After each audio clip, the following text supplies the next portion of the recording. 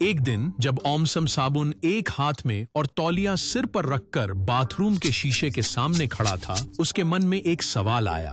क्या होगा अगर हम अपने बाल धोना बंद कर दें? उसने कल्पना की कि एक सुबह वह जागकर अपने आप से कहेगा कि वह हमेशा के लिए शैम्पू छोड़ रहा है। शुरुआत में कुछ भी अलग नहीं लगा। उसके हेयर स्टाइल अब भी वैसा ही दिख रहा था, थोड़ा सा उलझा हुआ शायद, लेकिन ज्यादा बुरा नहीं। पहले कुछ दिनों में यह वास्तव में काफी आजाद महसूस हो रहा था। अब आंखों में झाग नहीं, अब ठंडे पानी का झटका नहीं, अपने बाल सुखाने में ज्यादा समय नहीं लगता। लेकिन कुछ नई चीजें सरल नहीं रहीं। दिन सप्ताह में बदल गए। उसके बाल ऐसा दिखने लगे जैसे उनकी अपनी एक गुप्त जिंदगी हो। ये स्पेगेटी की तरह गुच्छे में चिपकने लगे जो अलग नहीं होना चाहते थे। चमक गायब हो गई। उसकी जगह एक चिकनाई वाली परत आ गई जो शायद एक अंडे को ढक सकती थी।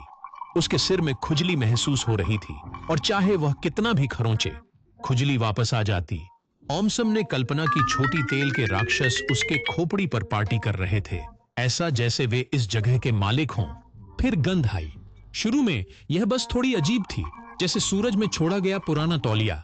लेकिन फिर यह तेज होती चली गई और तेज, जब तक कि यह उसके पीछे एक अदृश्य धुंध की तरह नहीं बन गई। यहां तक कि पार्क के गिलहरियां भी उसे अजीब नजरों से देखती थी। हुस्सुम ने कल्पना की कि गंध इतनी शक्तिशाली है कि उसने पेड़ों से पत्ते उड़ा दिए या फूलों को मुरझा दिया।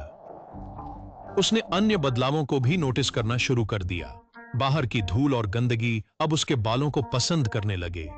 यह तेल से गोंद की तरह चिपक गई। इससे उसके बाल कुछ और नहीं बल्कि पक्षियों के घोंसले की तरह दिखने लगे। उसने कल्पना की कि पक्षी वास्तव में उसके सिर पर उतर रहे हैं। 5 सितारा होटल समझते हुए खुजली बढ़ गई। उसने अपनी खोपड़ी से आपातकालीन सिग्नल भेजकर मदद की भीख मांगी। उसने कल्पना की पराशूट पर लगे छोटे शैम्पू की बोतलें उसे बचाने को नीचे तैर रही थीं और तकिया भी भागने की इच्छा जता रहा था। गरीब कंघी की बात न करें, जो अब आधे रास्ते में अटकने के बिना उसके बालों में नहीं जा रही थी। कुछ जानते थे शरीर प्राकृतिक तेल बनाता है स्कैल्प और बालों को सुरक्षित रखने के लिए, पर बिना धोए तेल बढ़ गया। इस बिंदु पर ओमसम ने कुछ महत्वपूर्ण समझा। बाल धोना सिर्फ साफ सुथरा दिखने के बारे में नहीं था। यह अच्छी खुशबू के विषय में नहीं था, बल्कि खोपड़ी को स्वस्थ रखने, बालों को सांस देने और अवांछित चीजें हटाने का था। यह कुछ दिनों में अपने बालों को एक ताजा शुरुआत देने जैसा था। इसलिए अपने शैम्पू की बोतल की नई सराहना के साथ और एक तौलिया सुपर हीरो के केप की तरह लहराया हुआ, ओमसम बाथरूम की ओर वापस चला गया। हमारे बालों में स्प्लिट एंड्स क्यों होती हैं? स्प्लिट एंड्स तब होती हैं जब हमारे बालों की सुरक्षात्मक बाहरी परत क्यूटिकल क्षतिग्रस्त हो जाती है, जिससे आंतरिक रेशे फट जाते हैं। एक बार बाल टूट जाएं तो इसे ठीक नहीं किया जा सकता, केवल काटा जा सकता है। नमी की कमी और कड़े शैम्पू के साथ बार बार धुलने से समस्या बढ़ जाती है। स्प्लिट एंड्स से बचने के लिए गर्मी से स्टाइलिंग को कम से कम करें। कठोर ब्रशिंग से बचें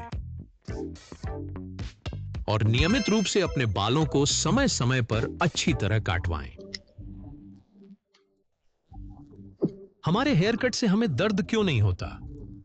जब हम बाल काटते हैं तो हमें दर्द नहीं लगता क्योंकि बाल केराटिन से बने होते हैं, एक प्रोटीन जिसमें नसें या रक्तवाहिकाएं नहीं होती हैं।